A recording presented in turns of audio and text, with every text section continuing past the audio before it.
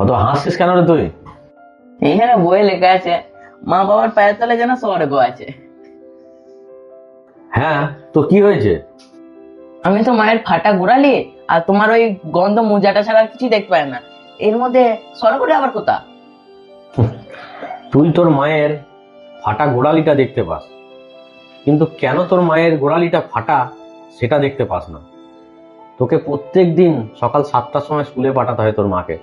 তার জন্য এই কনকনে ঠান্ডায় তোর মা ভোর 5টায় ওঠে তোর পছন্দের টিফিন তোকে করে দেওয়ার জন্য। তারপর তোমার স্কুল ড্রেসটা তোমার মা ভালো করে আয়রন করে দেয়। এটাও কিন্তু তোমার ঘুম থেকে ওঠার আগে মা কিন্তু রেডি করে দেয়। তারপরে তোমাকে ঘুম থেকে তোলে, ঘুম থেকে উঠিয়ে তোমাকে স্নান করিয়ে খাইয়ে দাইয়ে তোমাকে নিয়ে যায়। নিয়ে গিয়ে মা কিন্তু গেটের সামনে একদম দাঁড়িয়ে থাকে যতক্ষণ না তোমার স্কুলের গাড়িটা তার চোখ থেকে অদৃশ্য হয়ে যাচ্ছে।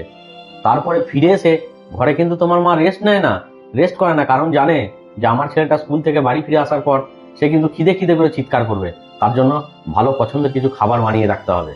আর তুমি মায়ের ফাটা গোড়ালিটাই দেখতে পাচ্ছ। সারাটা দিন তোমার মায়ের এইভাবেই চলে যায়। এই যে তুই বাবার পায়ের মোজার গন্ধ বলছিস না, তোর বাবা কিন্তু সারাদিন পরিশ্রম করে, আর এই পরিশ্রম করার ফলেই তুই কিন্তু সুন্দর একটা আরামের জীবন পেয়েছিস। তুই যে এই স্বর্গের কথা বলছিস না, এই স্বর্গটা কিন্তু এমনি পাওয়া যায় না। এর জন্য না তোমার বাবাকে অনেক পরিশ্রম করতে হয়, অনেক খুশির মুহূর্ত আত্মত্যাগ করতে হয়, তবে স্বর্গ পাওয়া যায়। আসল কথা হলো তোমার বাবার মজবুত পায়ের কঠোর পরিশ্রমে কিন্তু তোমার জীবনে সমস্ত সুখ শান্তি আসে বেটা।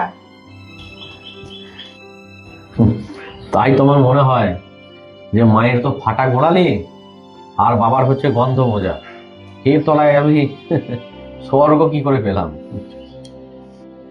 বইও লেখা থাকে, আবার বড় বড় লোকেরাও বলে যে বাবা মায়ের পায়ের তলায় স্বর্গ থাকে। কেন থাকে সেটা আমি আজ বুঝতে পারি। সরি বাবা, সরি মা,